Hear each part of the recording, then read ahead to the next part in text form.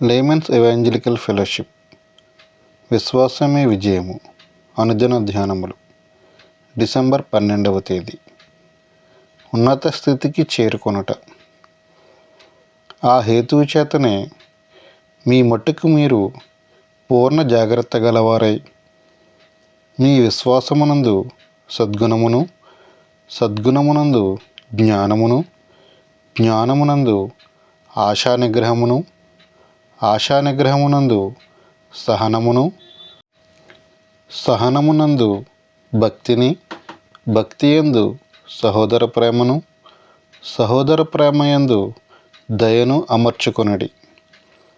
2వ పేతురు రాసిన పత్రిక 1వ అధ్యాయము 5, 6, 7 వచనములు. ఒక పెద్ద ఆఫీసరుగా చేయబడిన వ్యక్తికి ఆ ఉద్యోగము విషయం నిర్ధారించబడాలని కోరుకుంటాడు. లేకపోతే తిరిగి కింది మెట్టుకు రావాల్సి వస్తుందేమో. కనుక ప్రతి ఒక్కరూ పెద్ద ఆఫీసర్ మెట్టును త్వరగా నిర్ధారించుకుంటారు. అది వచ్చేంత వరకు ఎంత ప్రయాసపడతారు? ఆ విధంగానే మారు మనసు పొందిన మీరు ఆ స్థితిలో నిర్ధారణ కలిగి ఉండాలి. నీ పాత మార్గములలోకి తిరిగి పోకూడదు. నీకివ్వబడిన 1 తలాంతు 5 తలాంతులుగా వృద్ధి చెందాలి. రేపటిని గూర్చి చింతపడవద్దు. ఏనాటి కీడు ఆనాటికి చాలును. ప్రతిదినము తలంపులలో, మాటలలో, క్రియలలో దేవుని సంతోషపెట్టామన్న తృప్తితో రాత్రి నిద్రకు చేరుము. దేవుని సంతోషపెట్టే జయ జీవితము వైపు గురి కలిగి ఉండాలి. పరిశుద్ధులతో స్వాస్థ్యము నీకున్నదని గుర్తుంచుకో.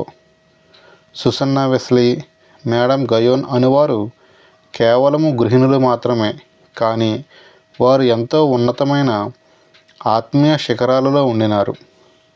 మేడం గయోన్ యొక్క భర్త, అత్తగారు ఎప్పుడూ ఆమెను తిట్టుచూ ఉండేవారు.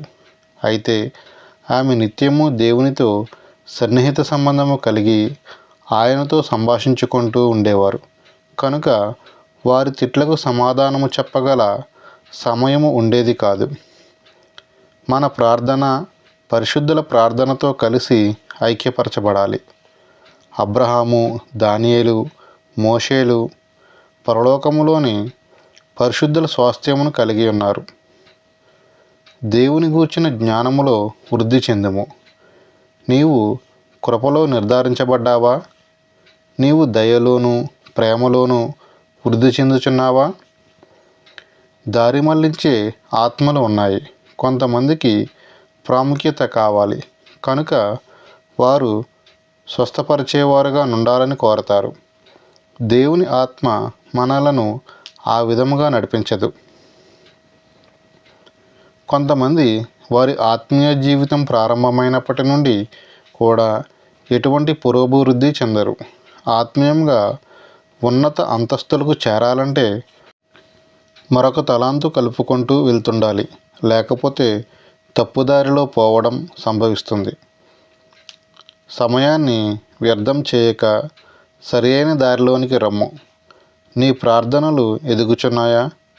పోయిన వారం కన్నా ఈ వారం ప్రార్థన శక్తి ఎక్కువైనదా? దేవుని వాక్యాన్ని చదివినప్పుడు అవి నిన్ను ఇంకా వణుకునట్లు చేస్తున్నాయా? అలా అయితే పరిశుద్ధ స్వాస్థ్యమును సంపాదించుకోవడానికి నీవు ఎదుగుతున్నావన్నమాట. జాషువా డానియల్ గారు.